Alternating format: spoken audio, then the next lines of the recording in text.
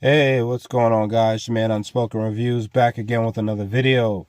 Hope the video finds you well. And we are going to be doing another episode of X-Men 97, Episode 2, Life Death Part 2. All right, guys. So, of course, my review is going to be spoiler-filled. I am going to be talking about some key things that happened in the episode, but I'm also going to be talking about my feelings toward the episode and those certain parts. There were a lot of interesting things that really got my attention, especially with what happened, what characters feel about certain things. You know, this episode is aimed towards Xavier and Storm, and I'm going to be breaking it down to a point where I'm just going to do all of Xavier's experiences, and then we're going to do all of Storm's experiences in this episode. So that way, you guys get like a clean idea. So this way I'm not bouncing back and forth, all right? So once again, this is spoiler reviewed, okay? So if you guys don't want any spoilers, don't watch this episode. Go watch the actual episode and then come back to this episode of the review. And then you guys can check it out, leave a comment, and let me know what you guys thought of the episode, all right? So the episode starts with Xavier. It starts off in space with a war between the Shi'ar and Kree Empire. Okay, and Deathbird is leading the Shi'ar against Ronan the Accuser and the Kree. And it was actually pretty cool to see Ronan the Accuser actually being a key part of this episode. I've always found that interesting about X-Men is that they always lean heavily into the space stuff. The Avengers will do it here and there when they'll have a threat that comes down, but it seems like, I guess it seems like each group, the X-Men, the Avengers, Fantastic Four, they all have their unique space threats. But I've always found the Shi'ar to be that unique space threat with the X-Men in a sense, and it's always been pretty cool to see that. It's either been the Shi'ar or the Brood. But to see, Ronan in this animated series is pretty cool because it makes you wonder where they'll go with the other animated series if they decide to do the other ones.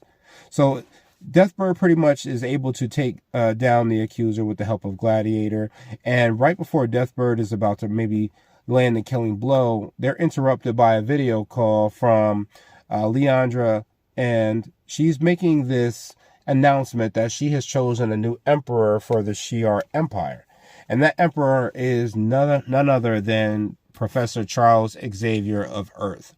Now, this causes a lot of tension between the community as you see that nobody's actually really happy about this. And Deathbird kind of has this look on her face like she's about to do something. I think as soon as I saw her face, I was like, uh-oh, she's up to something. So, yeah, she was up to something indeed. So they actually have a meeting about this. And, Charles is not exactly sure how he feels about, deciding to become the emperor. He talks to Leandra about it, and he admits that he misses Earth. He misses the X-Men. He even tries to convince her to maybe go back to Earth. And it makes sense. He was born on Earth. All his memories are on Earth. The people that he loved are on Earth. So to have to leave it all behind, despite the fact that he left there because of his health issues, is really difficult for him. And it makes sense that he misses Earth. However, Leandra, being the leader of her people, she's not willing to leave. And and sometimes in TV shows you'll feel like those things are not valid, but when you look at how the characters have been portrayed thus far, even in the past animated series, you kind of understand the conflict between both sides, but you understand their reasons, and you really support them, even though you may want things to happen. You accept they don't happen that way. So directly after this, they have a meeting with some of the Shi'ar community and the Shi'ar Council about their decision to get married. However, Deathbird does appear, and she tries to basically downgrade a little bit of where Xavier has come from. Xavier tells her to just be frank. And whoever wrote the phrase Milky Way Ghetto, hey, that was some great writing there. It was a really tense thing for her to say. It lets everyone know exactly how a lot of people in the Shi'ar community feel about Earth and the system that it's in. So it's very interesting that she feels this way. So in order to try to control the situation, she invokes the right of Mdasha. Now, the right of Mdasha is a loyalty test that allows her to decide if this individual will be able to become an emperor or have a place among the Shi'ar. And once she invokes this right, she can make up the terms to it. So when she makes up the terms, it's that Xavier has to have his memory wiped. He has to forget Earth. He has to forget the X-Men and all his experiences on Earth. And Leandra has to be the one to erase his memory.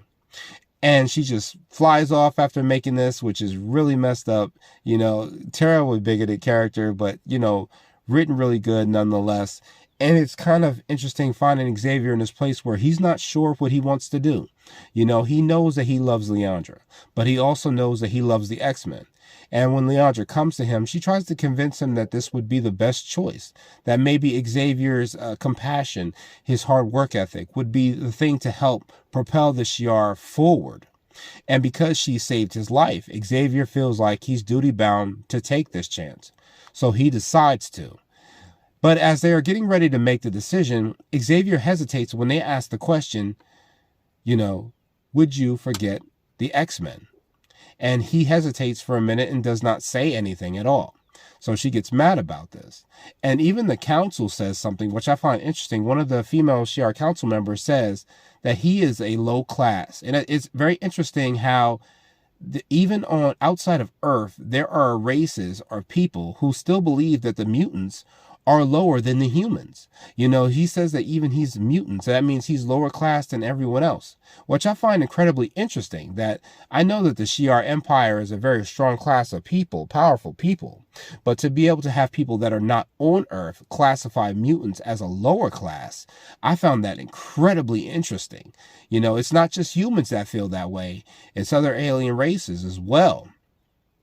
So because Deathbird is so mad about the situation, she tries to take the fight to Leandra. However, Gladiator steps in and immediately puts her down, puts her in her place. However, that doesn't stop Deathbird's people from, shooting and taking a shot at everyone, trying to kill everyone, including the guard. And in an incredible feat, Xavier takes his power. The Shi'ar Empire, the Council are walking away. The Shi'ar Council is walking away, so Xavier takes his telepathy powers.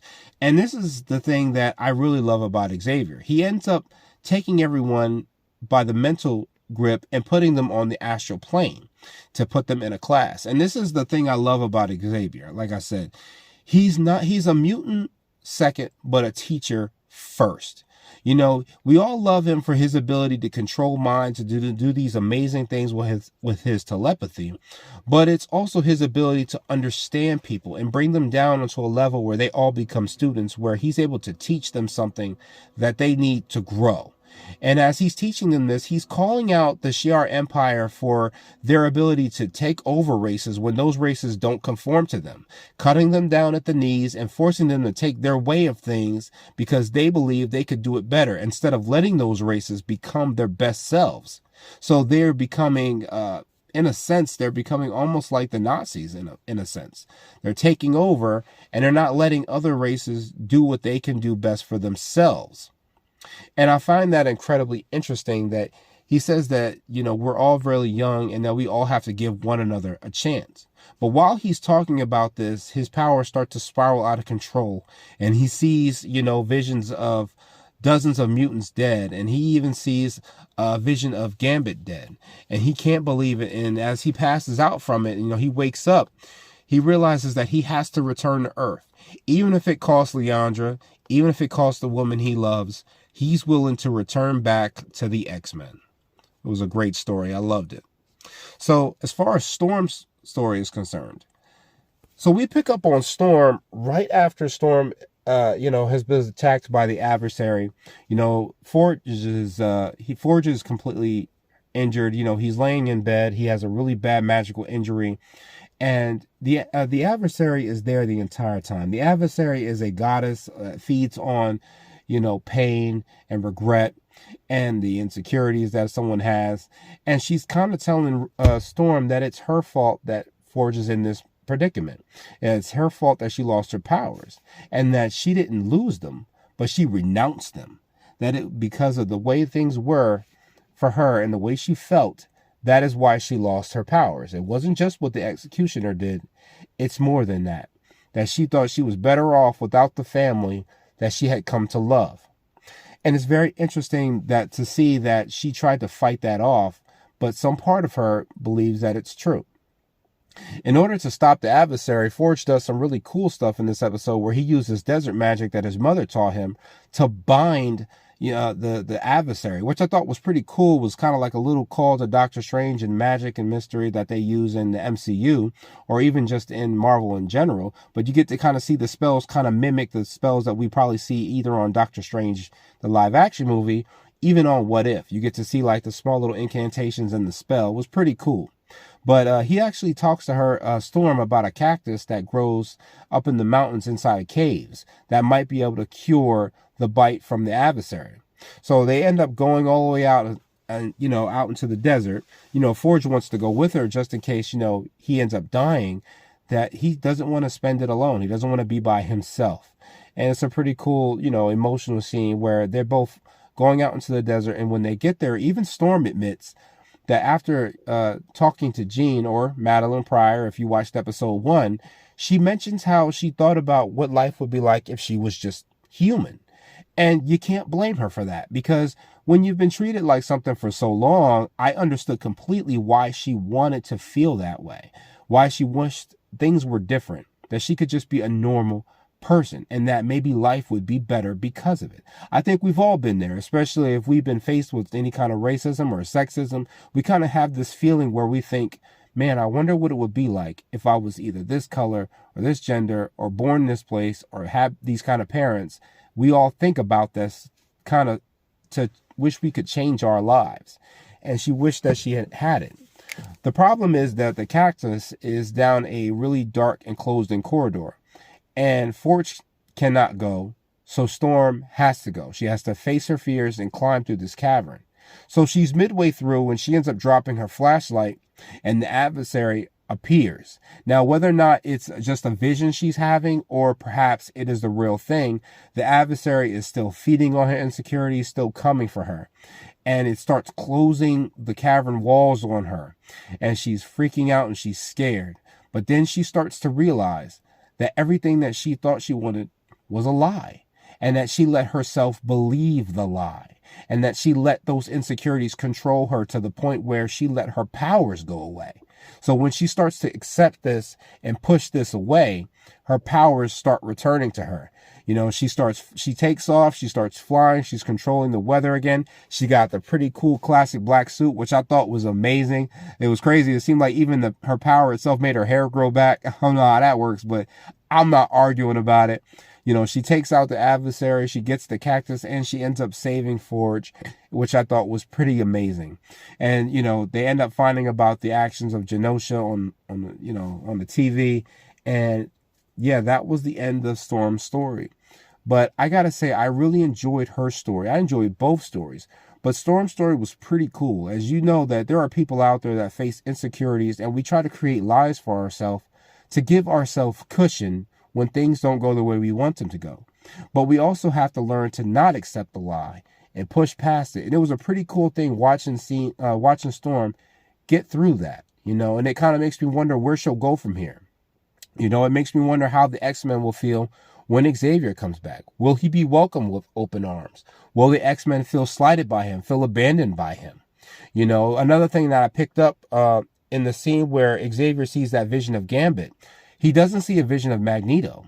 And remember, Magneto used to always say their minds were connected in a sense. So it makes me wonder, did Leech take down Magneto's powers when, he was helping them, when Magneto was saving their lives?